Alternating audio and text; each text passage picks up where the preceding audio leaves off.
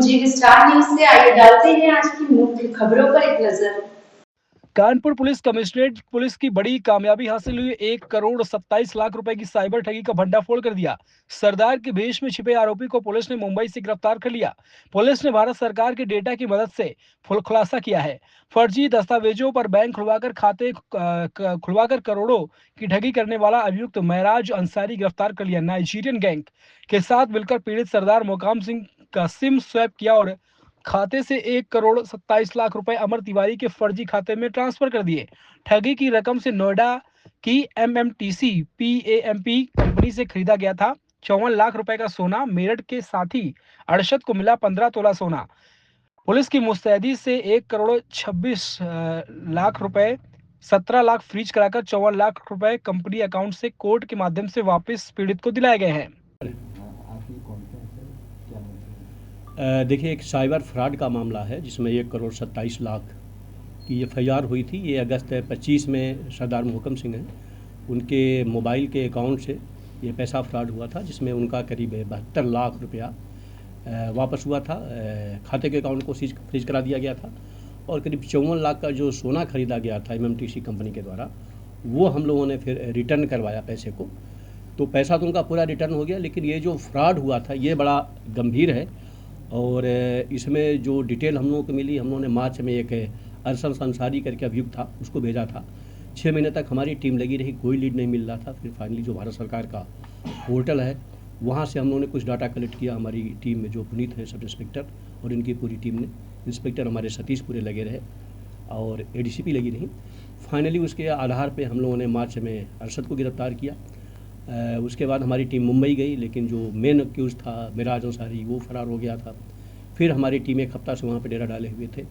नंबरों के आधार पे, मुखबिर के आधार पे, बाकी डिटेल के आधार पे फाइनली उसको अरेस्ट किए हैं और उसको लेकर के आए हैं ट्रांजिट रिमांड पे मुंबई से। आज उसको जेल भेजा जा रहा है। उसने जो बातें बताई है, इसने रेवाड़ी में भी 2021 में अपराध किया था और इसमें 2 नाइजीरियन गैंग के लोग हैं, वो इसमें शामिल हैं। इसमें जो प्राइमरी हम लोग जाँच कर रहे हैं, इसमें हम लोग को जो कंपनी है वोडा, उस पर भी डाउट हो रहा है, क्योंकि जिस तरीके का अपराध हुआ है वो बगैर कंपनी के जानकारी के या कंपनी के सपोर्ट के संभव नहीं हो सकता है, क्योंकि ये तथ्य पहले हम लोग की जानकारी में नहीं था। तो हमारी टीम उस पर भी काम कर रही है। पूरी टीम को मेरे द्वारा 25,000 रुपये का इनाम दिया गया है। ये बहुत ही एक तरीके से डिटेक्टिव क्राइम था और जिसको टीम ने वर्कआउट किया। पुलिस कमिश्नर साहब ने फर्स्ट डे से ही इसको वर्कआउट करने के लिए लगाया था और जो वादी मुकदमा है वो CP सर से भी मिलते रहे, हम लोग से भी मिलते रहे। फाइनली टीम को ये सफलता मिली। आरोपी ने क्या बताया, कैसे अपराध करने का तरीका क्या था?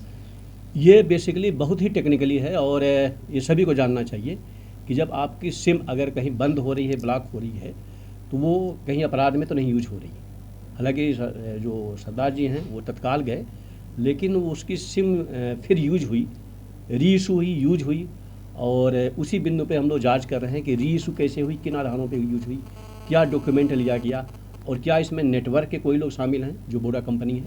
और हम लोगों ने ऊपर भी उनसे मेल मांगा है और जब इस पर हम लोगों ने डिटेल स्टडी किया तो इस तरीके के 2 और केस इसी गैंग से मिले हम लोगों को।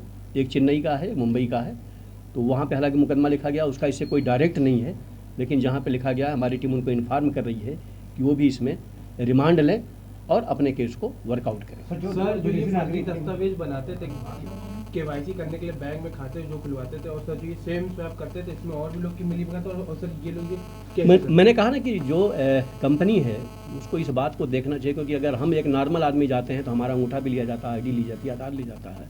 कैसे अगेन सिम इशू होता है और अगेन जब सिम इशू होता है तो उन्होंने फॉर्मेलिटी क्या अपनाई और उसको कितना कन्फर्म किया। तो ये जाहिर सी बात है कि हम उनसे डाटा लेंगे और अगर हमको संतुष्टिजनक नहीं मिलेगा तो हम फिर उनको मुलजिम भी बनाएंगे, जेल भी भेजेंगे। सर, जो 2 विदेशी नागरिक हैं नाइजीरिया से, जो बताएंगे उनका इसमें क्या रोल है?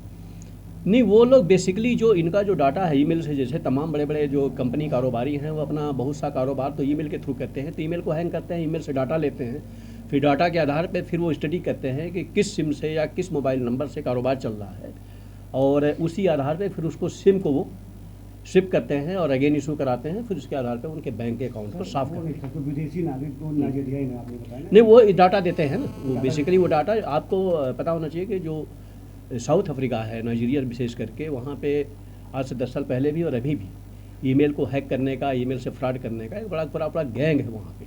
मतलब जो विदेश से बैठे हुए हैं, वो ईमेल पे डाटा पे ही रिसर्च करते रहते हैं। सर बैंक अकाउंट भी मिले सर जो वोडा कंपनी है क्या उस पर भी कोई कार्रवाई होगी? हमने डाटा मांगा है क्योंकि प्राइमरी जो लग रहा है कहीं न कहीं डाउट है, और उस डाउट को अगर नहीं क्लियर करेंगे तो बिल्कुल कार्रवाई करेंगे।